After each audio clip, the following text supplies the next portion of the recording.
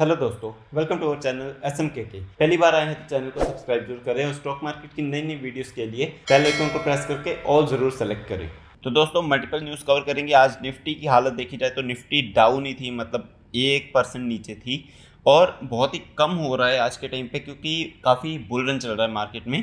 लेकिन निफ्टी आज डाउन थी। लेकिन ऐसे में भी 2-3 स्टॉक्स थे जो बहुत ही ऊपर भाग रहे थे। रीज़न देख लेते हैं क्यों भाग रहे हैं और स्टॉक कवर कर लेते हैं। पहला स्टॉक है इरेडा फाइनली 2 दिन, जबकि न्यूज़ आई थी फिलिप कैपिटल की कि ये 60% नीचे होना चाहिए, उसके बाद ये अपने टॉप लेवल से 20% तो नीचे जा ही चुका था, लेकिन फाइनली आज वापस ऊपर आ गया। रीज़न कोई नहीं है, रीज़न यही है कि ये स्टॉक ऐसा है कि इतना ज़्यादा नीचे नहीं जा सकता। मैंने आपको पहले भी कहा था कि ठीक है नीचे आएगा, क्योंकि एक ब्रोकरेज फर्म, बहुत बड़ी ब्रोकरेज फर्म ने दावा किया है कि 60% नीचे आना चाहिए, तो थोड़ा बहुत नीचे आएगा, लेकिन 60% नीचे नहीं जाएगा, क्योंकि इनको ऑर्डर्स मिल रहे हैं, ये काम अच्छा कर रहे हैं, इसीलिए आगे बढ़ रहे हैं। तो दोस्तों, अगर 5 दिन की परफॉर्मेंस भी देखोगे तो आज का अगर निकाल दो तो लगभग 12% नीचे थी, लेकिन टॉप लेवल से अगर देखा जाए तो 20% नीचे आई थी। ये देखो यहाँ पे लिखा भी होगा, IREDA shares correct 20% from peak in 2 session, मतलब टॉप लेवल से 20% नीचे आई थी। और क्या ऊपर आएगी? जी हाँ, वापस आज ऊपर आ गया और छोटा मोटा नहीं, सीधा 7-8% का इसमें पॉजिटिव रिटर्न देखने को मिला था। लेकिन बाद में थोड़ी सी प्रॉफिट बुकिंग हुई तो ये 6.45%, 6.5% रह गया। लेकिन दोस्तों, ऐसी कोई घबराने वाली बात नहीं है, क्योंकि बजट आने वाला है। बजट में अगर तो इरेडा को लेके अच्छी अनाउंसमेंट हो गई तो दोस्तों ये स्टॉक बहुत भागेगा, और अगर नहीं हुई तो थोड़ा सा गिरने का चांस है। नेक्स्ट हम बात कर लेते हैं KPI ग्रीन एनर्जी। तो दोस्तों, आप सबको पता है इसका स्प्लिट मिला था, और स्प्लिट के बाद ये मतलब 3 दिन लगातार इसने अपर सर्किट लगाया, लेकिन आज ये सीधा लोअर सर्किट पे आ गया। और इसमें भी घबराने वाली बात नहीं है, होता है ऐसा क्योंकि इतने दिन तक, मतलब 3-4 दिन तक स्टॉक ऐसे अपर सर्किट में चल जाए तो लोअर सर्किट आ जाता है। और ये स्टॉक ऐसा नहीं है, ट्रेडिंग वाला नहीं है, ये स्टॉक इन्वेस्टमेंट वाला है। तो ठीक है, मतलब 1 दिन अपर सर्किट भी लग गया, कल को ट्रेडिंग भी होनी शुरू हो जाएगी। तो ऐसा नहीं कि ये सर्किट के हिसाब से चलेगा, ऐसा नहीं है। अच्छा खासा स्टॉक है। इसकी बैलेंस शीट दिखा देता हूँ मैं आपको। अगर देखो तो प्रॉफिट कैसे राइज हो रहा है, 13 करोड़, 10 करोड़, 22 करोड़, 21 करोड़, 30 करोड़, 32, 33, 35, 51, 43, तो ठीक ठाक राइज हो रहा है। ऐसा नहीं कि बहुत ही हाई प्रॉफिट जा रहा है, लेकिन ऐसी कंपनी के लिए अच्छा खासा राइज हो रहा है, क्योंकि कंपनी एक मिड कैप साइज की कंपनी है। और इसमें बड़ी बात एक क्या है कि FIs भी धीरे धीरे आ रहे हैं। अगर आप देखोगे 2.50%, 2.54%, फिर 3.48, 4.24, 5.96, अभी 6.05% हो गए FIs।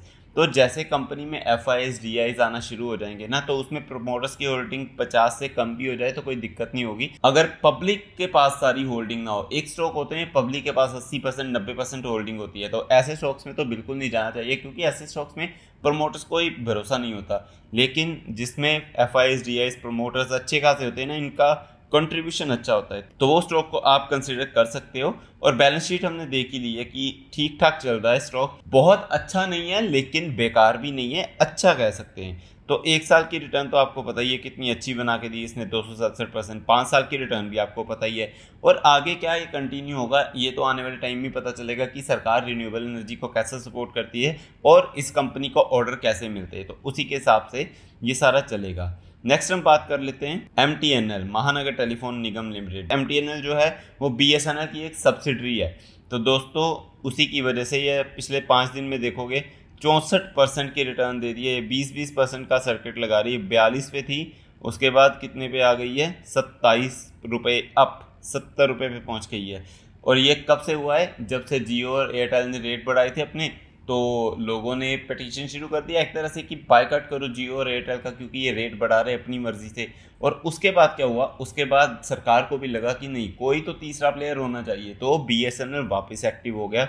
अब उन्होंने क्या किया है कि एक न्यूज़ आई थी कि काफ़ी सिम पोर्ट हुए हैं BSNL में, लेकिन अगर तो BSNL ऐसे ही ग्रो करता रहा तो MTNL थोड़ा बहुत बढ़ेगा। मतलब ऐसा नहीं कि MTNL बहुत ही ज़्यादा एयरटेल जियो के पास पहुंच जाएगा, उतना नहीं, लेकिन काफ़ी चांसेस है MTNL बढ़ने के। और BSNL खुद तो लिस्ट नहीं है, तो वो तो ऊपर जा नहीं सकता, तो इसीलिए MTNL ऊपर जा रहा है। लेकिन दोस्तों, अभी भी ये इन्वेस्टमेंट वाली कंपनी नहीं है। इसका 5 साल का परफॉर्मेंस देखो तो ठीक लगेगा आपको, लेकिन मैक्सिमम परफॉर्मेंस देखोगे तो देखिए कहाँ से नीचे आई है। और ये भी कितनी पहले, मतलब 2000 के आसपास थी जब 300-400 पे पहुंची थी, उसके बाद से देख लो नीचे ही चल रही है। और मैंने खुद यूज़ किया हुआ है MTNL, तो मतलब ठीक ठाक ही कंपनी थी, ऐसा तो कुछ कह नहीं सकते।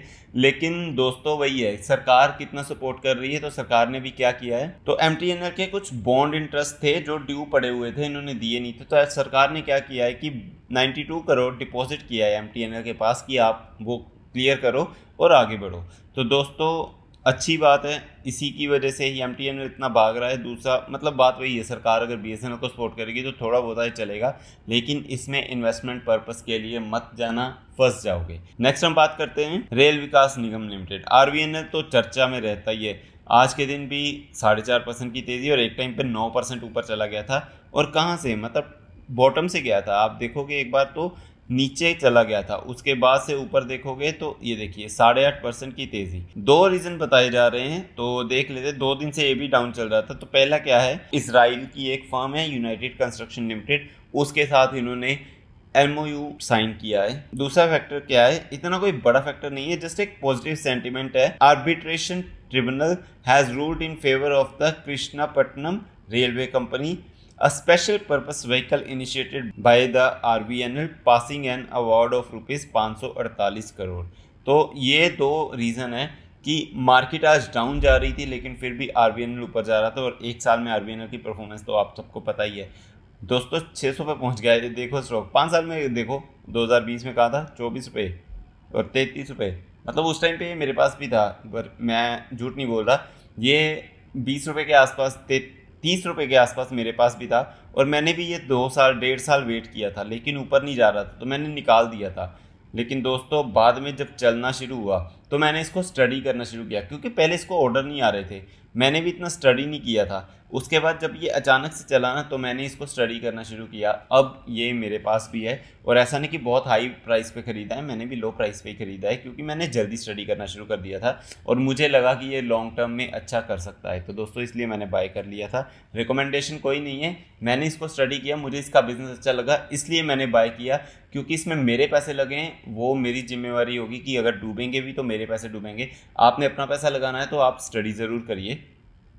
नेक्स्ट हम बात करते हैं इन्फोसिस, बहुत बड़ी कंपनी है IT सेक्टर की। कल इसका रिजल्ट आया था और आज हमने देख ही लिया।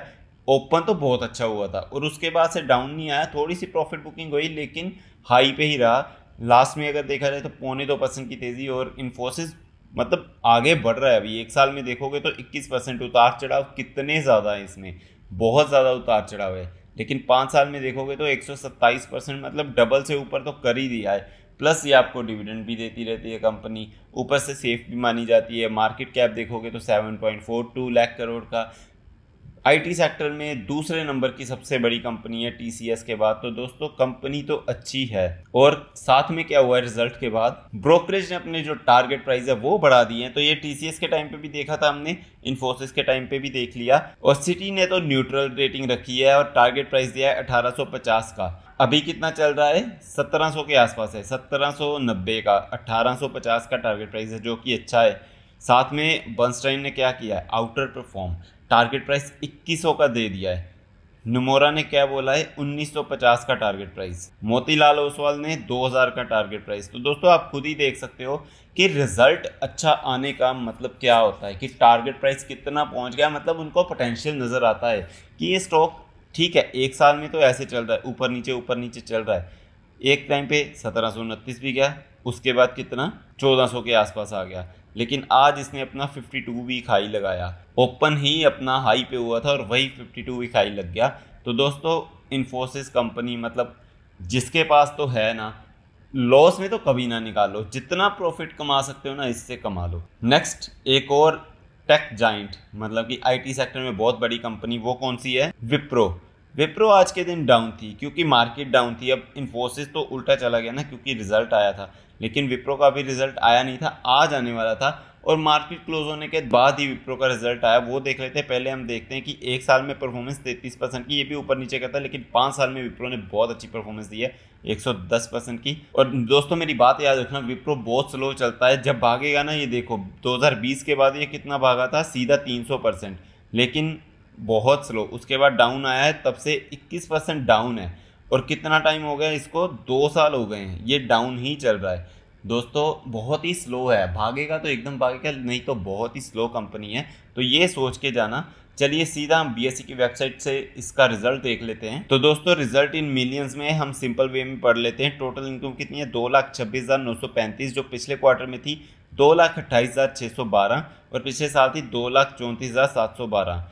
ओके, टोटल इनकम जो रेवेन्यू कहते हैं वो थोड़ा सा कम आया ईयर ऑन ईयर और क्वार्टर ऑन क्वार्टर भी, लेकिन दोस्तों कहानी यहीं पे खत्म हुई है। एक्सपेंसेस देखते हैं, वो है 1,86,674, जो कि पिछले क्वार्टर में थे 1,89,788 और पिछले साल थे 1,96,740। तो दोस्तों ध्यान रखिए, इनकम कम हुई है, एक्सपेंसेस भी कम हुई है, तो इससे क्या होगा कि प्रॉफिट फॉर द पीरियड देखते हैं, शायद वो ठीक आया हो। प्रॉफिट फॉर द पीरियड कितना है 30,366, जो पिछले क्वार्टर में था 28,582 और पिछले साल था 28,860। तो मैंने बताया था ना कि प्रॉफिट फॉर द पीरियड जो है वो बड़ा मैटर करता है और वो इंक्रीज हुआ है, जो कि अच्छी बात है। इसी के साथ हम EPS देख लेते हैं। ये रहा EPS कितना है 5.73, जो पिछले क्वार्टर में था 5.41, पिछले साल था 5.12। तो दोस्तों रिजल्ट ठीक ठाक है। कितना इंक्रीज हुआ है 5-6% शायद। जी हाँ, ये देखिए प्रॉफिट कितना राइज हुआ है 5.2% राइज हुआ है। और अभी हम देख लेते हैं कि US की मार्केट में क्या हाल है, क्योंकि विप्रो का आप सबको पता है ADR है। कल इन्फोसिस का रिजल्ट आया था, इन्फोसिस तो बहुत ही ऊपर चला गया था, लेकिन इसका रिजल्ट ठीक ठाक है। तो एक बार देख लेते हैं। ओ भाई साहब, ये तो 11% डाउन है। विप्रो तो ओपन ही बहुत डाउन हुआ है, उसके बाद 11% डाउन आ गया। तो दोस्तों ये देखने वाली बात होगी, ये हमारे लिए एक ख़राब न्यूज़ है विप्रो के शेयर होल्डर्स के लिए कि इतना ज़्यादा गिरा है विप्रो। मतलब कि ठीक है 4-5% गिरता तो कोई बात नहीं, लेकिन 11% डाउन है, जो कि एक ख़राब न्यूज़ है। और बिल्कुल रिजल्ट्स का इम्पैक्ट जो है ADR में भी पड़ता है और ADR का जो इम्पैक्ट है वो हमारी मार्केट में भी पड़ेगा। लेकिन दोस्तों अभी हमें क्या मार्केट कैसा वेलकम करती है विप्रो के रिजल्ट को, ये तो हमें मंडे को भी पता चलेगा। और हो सकता है कि मार्केट अगर बहुत ही ज़्यादा पॉजिटिव हो तो शायद थोड़ा सा रहम आ जाए मार्केट को विप्रो पे और विप्रो भी थोड़ा सा अच्छा कर जाए, लेकिन बहुत सारे चांसेस है कि विप्रो डाउन जाने वाला है मंडे को। नेक्स्ट और लास्ट कंपनी की बात कर लेते हैं, NHC फूड्स लिमिटेड। दोस्तों कोई रिकमेंडेशन नहीं है, क्योंकि कंपनी का मार्केट कैप कितना है 82 करोड़, मतलब नैनो कैप साइज की कंपनी है। कंपनी ने एक साल में 47% की ठीक परफॉर्मेंस करी है। 5 साल में अगर देखा जाए तो 1272 और मैक्सिमम देखा जाए तो 184, ऊपर से नीचे फिर नीचे से ऊपर। 5 साल में इसलिए इतनी है क्योंकि बुल रन आया था। बुल रन में स्मॉल कैप कंपनियां, नैनो कैप कंपनियां बहुत भागी हैं। आप देख सकते हो 2020 के बाद कितनी है 1741% के रिटर्न है। इसको हम क्यों कवर कर रहे हैं, क्योंकि कंपनी ने स्प्लिट दिया है। स्प्लिट कितना है, ओल्ड फेस वैल्यू 10 थी, न्यू फेस वैल्यू 1 हो जाएगी, तो मतलब 1:10 का स्प्लिट है। आपके 100 शेयर अगर आपके पास है तो 1000 हो जाएंगे। और एक्सप्लिट डेट कितनी है 22 तारीख, 22 से पहले आपके पास होंगे तो आपको स्प्लिट मिल जाएगा। और ये देखिए कितना 70 रुपये का है, इसके बाद ये कितना 7 रुपये का रह जाएगा। तो दोस्तों बिल्कुल स्टॉक स्प्लिट देख के या स्टॉक का प्राइस देख के आपको नहीं जाना, आप स्टडी करो, बिजनेस अगर आपको अच्छा लगे तो ही जाओ, लेकिन ऐसे स्टॉक्स को थोड़ा सा अवॉइड ही करना चाहिए क्योंकि बहुत ही ज़्यादा रिस्की होते हैं। तो दोस्तों मैं उम्मीद करता हूँ आपको ये वीडियो बहुत पसंद आई होगी। ऐसे ही स्टॉक मार्केट की नई वीडियोस के लिए चैनल को सब्सक्राइब जरूर करें और बेल आइकन को प्रेस करके ऑल ज़रूर सेलेक्ट करें। थैंक यू दोस्तों।